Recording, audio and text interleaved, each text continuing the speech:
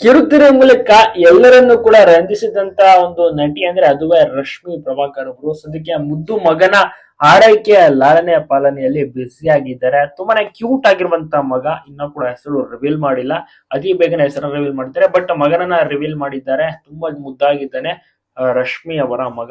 ಇವರ ಪತಿ ಹೆಸರು ನಿಖಿಲ್ ಅಂತ. ತುಂಬಾ ಚೆನ್ನಾಗಿ ಒಂದು ತಂದೆ ತಾಯಿ ಒಂದು ಬಾಂಡಿಂಗ್ ಎಂಜಾಯ್ ಮಾಡ್ತಾ ಇದ್ದಾರೆ.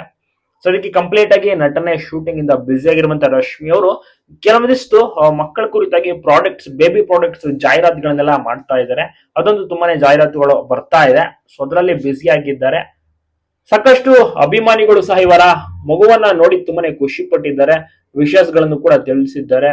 ಮಗುವಿಗೆ ಈಗಾಗಲೇ ತುಂಬಾ ಚೆನ್ನಾಗಿರುವಂತ ಹೆಸರನ್ನ ಸೆಲೆಕ್ಟ್ ಮಾಡ್ತಾ ಇದ್ದಾರೆ. ಅತಿ ಬೇಗ ಅದನ್ನು ಸಹ ರಿವೀಲ್ ಮಾಡುತ್ತಾರೆ. ನಾಮಕರಣ ಕೂಡ ತುಂಬಾನೇ ಗ್ರ್ಯಾಂಡ್ ಆಗಿಯೂ ಸಹ ಮಾಡಲಿದ್ದಾರೆ. ನಿಮ್ಗೂ ಕೂಡ ಇಷ್ಟನ ಲಕ್ಷ್ಮೀ ಬರಮ್ಮ ಧಾರಾವಾಹಿಯ ಮೂಲಕ ಮನೆ ಮಾತಾಗಿದ್ರು ರಶ್ಮಿ ಪ್ರಭಾಕರ್ ಅವರು. ಕೆಲವೊಂದಿಷ್ಟು ಬೇರೆ ಬೇರೆ ಜಾಹೀರಾತುಗಳಲ್ಲೂ ಸಹ ಕಾಣಿಸ್ಕೊಂಡಿದ್ರು. ಎಲ್ಲರಿಗೂ ಕೂಡ ಇವರು ಫೇವರೇಟ್. ಅಲ್ಲದೆ ಇವರು ಸೌಂದರ್ಯ ಇದ್ದಾರಲ್ಲ, ಅವರ ಕಸಿನ್ ಸಹ ಹೌದು.